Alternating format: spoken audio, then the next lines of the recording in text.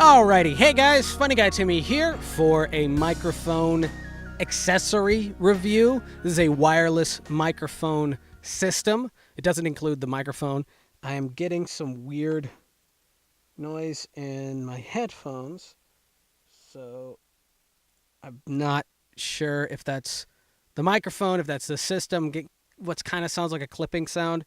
But so the system that we are working with today, actually I have the manual, that's probably easier, is the Xvive U3 microphone wireless system, which it comes in a very beautifully packaged, well, it was beautifully packaged before I ripped it to pieces, but it is a very nicely packaged kit. Like, that's the devices right there. I will be showing you it. That's it right there. Yeah, you can see it. You can see it. But that is the system right there. It comes in a nice package. And these things are actually very weighted. These are actually heavy. Like, there's a few plastic parts, but there's a lot of metal in here. Now, this was provided to me from the client, from the company. This was provided to me for review. Now, I do apologize that I look a little off. I look a little disgusting, I think. And that's mostly just because I just got back from doing stand-up comedy. And in a couple days, I'm going to be moving. I'm going to be packaging all of this up. So I wanted to go ahead and get this done. And this actually arrived a lot sooner than I thought it was going to. So I need to go ahead and hurry and do this review before this all just looks like wall again. So the microphone that you're actually listening to this setup on is the Shure SM57. It is probably the most expensive dynamic microphone that I have, and it is pretty standard. It's a pretty standard microphone. I'm trying not to pop it because this thing is notorious for plosives, but it's not the cleanest sounding microphone I think I have. I believe that the I just dropped that. I believe the ISK ICDM does sound better on my voice than the Shure SM57. But I did notice something, and this is something to bring up, is that the device doesn't actually connect all that well to this particular microphone.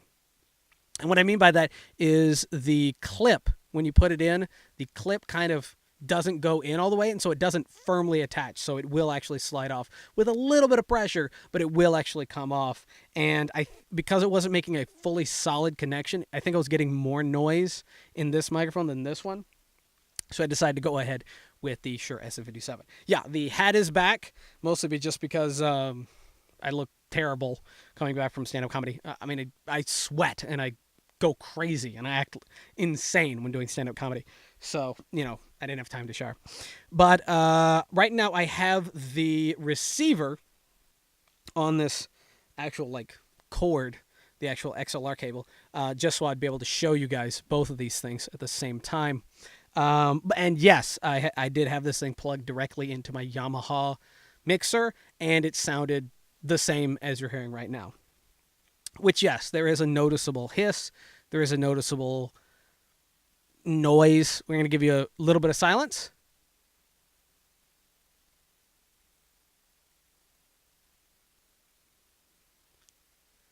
And it is kind of a high noise floor. It is kind of a high hiss. Now, this microphone system is a couple things to note about it. It's not intended for voiceover. Let's just put that out there. It's not intended for voiceover. So it's not actually ideally used in the setup that I have it in. You're hearing this going into a like $300, $400 mixer with great preamps and in kind of a echo-free, noise-free environment. So you're going to be hearing a lot of hiss. But what this microphone is actually intended for is more like doing more on-the-street interviews or going to like conventions and stuff like that.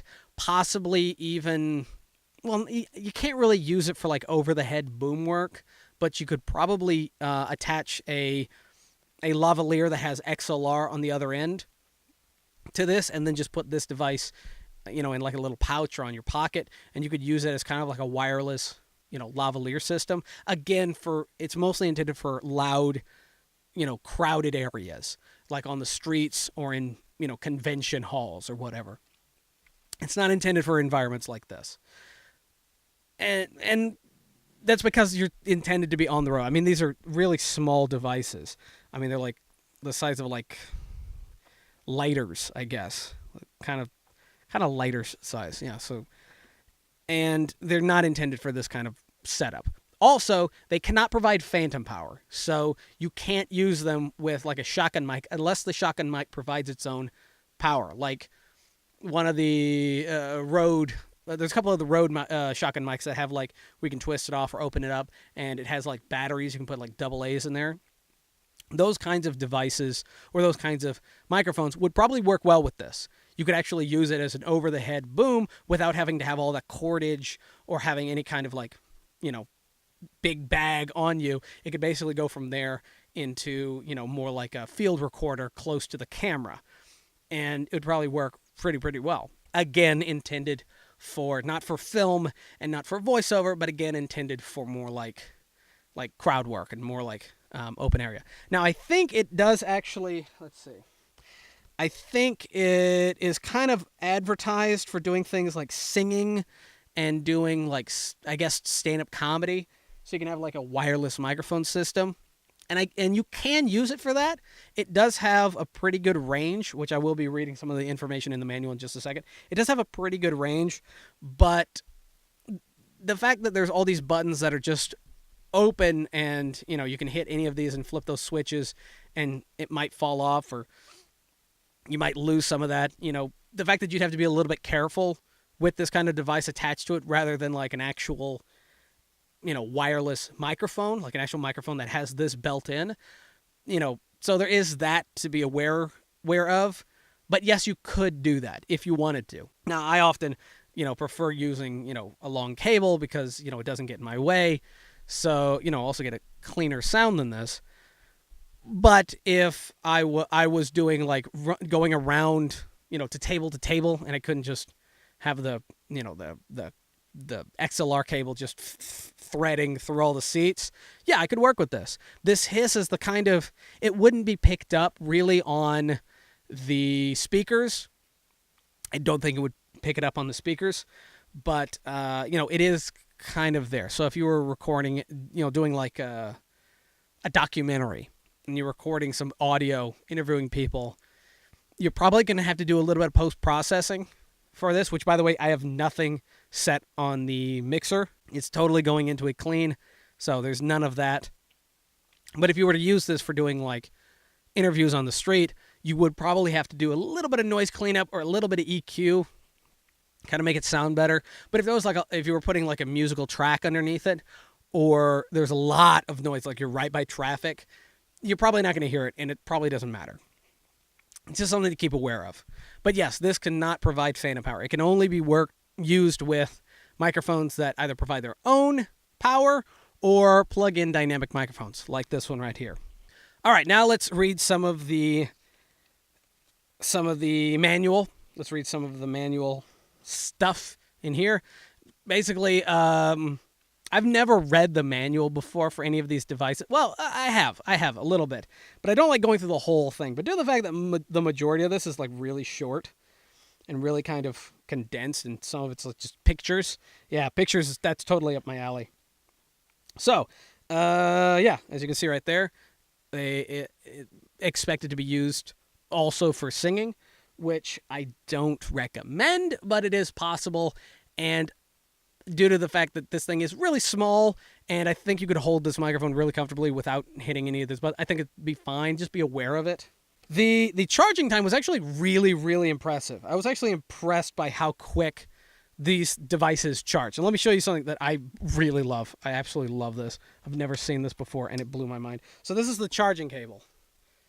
And it has like both two micro SD. So it's like one cable, and then it splits into two micro USB right there. And that was awesome, because at first, when both these things, need to be charged, and I saw one cable, and I was like, oh, I'm going to have to like switch them out. But no, you can plug both of them in with one cable. There is one thing, though. It doesn't come with like a brick. It doesn't come with a power brick to plug to an outlet. So you'll probably have to, hopefully you already have one. I mean, almost every single phone nowadays comes with one. So that's basically what you'll have to use to power this thing. Or you can plug it into your laptop, or sometimes the back of the TV will have USB. You can plug it in there. You might be able to charge it through like your PlayStation. I mean, there's USB ports everywhere, and so you can plug this in pretty much anywhere. But that's the one thing it does not include that I kind of wish it did. I mean, there was enough room in here. I feel like they could have put like a small one in here or something. I mean, it's got a little baggie. I don't know if I need the baggie. Let me see. Let me just open this. I haven't opened this up. That is actually different than I thought it would be. This is actually one of those like spring-loaded ones. So you put stuff in and it snaps closed. It doesn't have any pull strings. This is actually really nice. Huh. It's a way better little bag than I thought it'd be. Holy crap, that's neat. Hello. That's really hard to open. Okay. As you can see, it was packaged really, really well, which there are a lot of companies that have, some okay devices that, that actually go the extra mile with the packaging. And I'm not going to say that this device is subpar because I haven't tested a lot of wireless systems.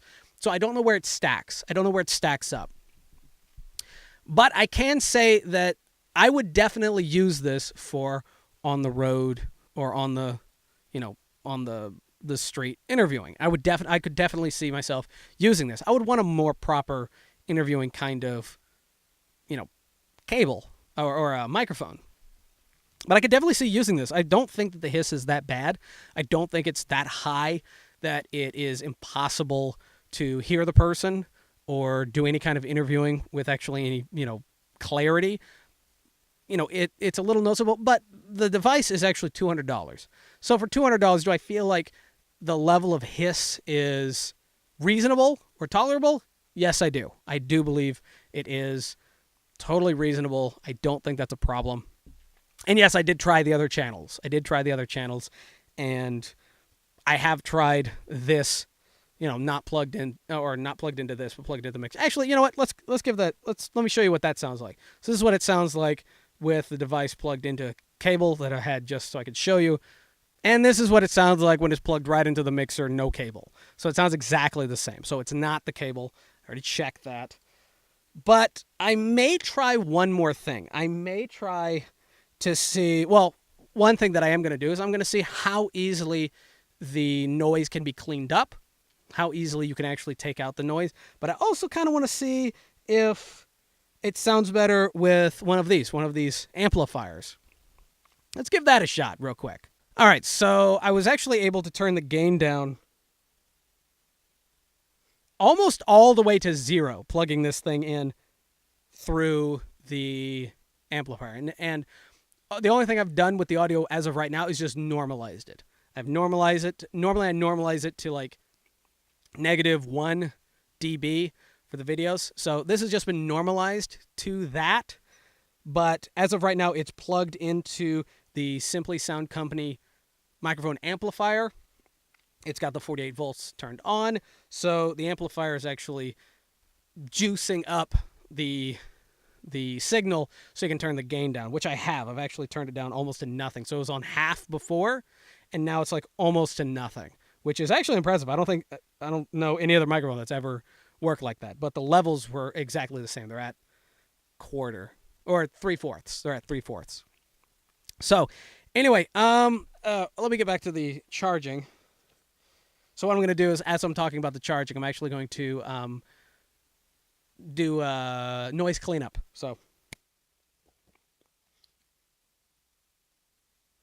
all right, so the battery life is actually pretty good. Seems like on full charge, it's 5 hours of charge time. I don't know how accurate that is. Normally these companies kind of stretch it a little bit, but let's assume that's correct. 5 hours is pretty good. Even 4 hours would be pretty good for a device this size. And according to this, it would take about 2.5 hours to charge it up to full charge. And 15 minutes of charging would get you 30 minutes of record time. So basically, the amount of time it takes you to charge, the amount of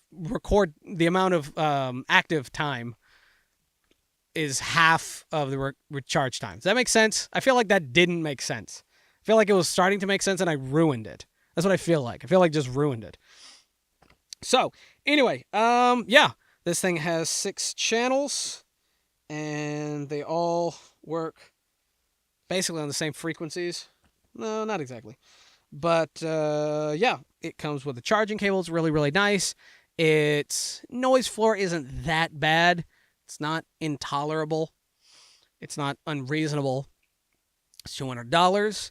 And it's really small. It's actually really, really small. And if it gets 5 hours or close, I think that's reasonable. I do want to do one thing, though. I do want to do one more thing real quick. Let's test this thing's handling noise real quick. So I'm listening for if it's got a bad connection and you like kind of like swing it, you'll hear it kind of like where the connections just kind of like pop in and out. So you'll hear this kind of. I'm not hearing anything. That is on there solid. That's on there pretty good. That is on there pretty good. Let me show you what the other microphones sound like. All right, so this is what the ISK ICDM sounded like. It's a much better sounding microphone. I think it's a little bright, but it's a much better sounding microphone to my ears because it doesn't need nearly as much gain. But it is not on there solid. This is not on there solid, so I would not trust this. Yeah, I would not trust that. But yeah, this is just a quick sample showing you what it sounds like on a different microphone. Hear that popping? Oh, God. Wow. Yeah. It was like a little popping noise, and this thing almost like fell off. So yeah, whatever microphone you get, make sure it connects solid. Otherwise, it may fall off. I don't think I would ever use this for stand-up now. So anyway, thanks again to Xvive. I hope I'm saying that right. Xvive for sending me the U3 wireless microphone system. Actually, it was a pleasant surprise. I'm actually looking forward to at some point actually being able to like do like street interviews and stuff like that. I think it'd be beautiful. Where I want to get a like more proper street interview kind of microphone. But anyway, the link will be in the description to the device. Go check it out. Big thanks to them. Thank you for letting me review this. So if you guys like the video, give it a thumbs up. If you didn't, give it a thumbs down. Totally fine. Subscribe if you're new. Bell for notifications. And this is, of course, the last microphone review or microphone gear or any kind of review I'll be doing in this apartment. So all future videos will be in the new apartment. So this is the last one. So anyway, thank you guys for watching. And until next time, peace.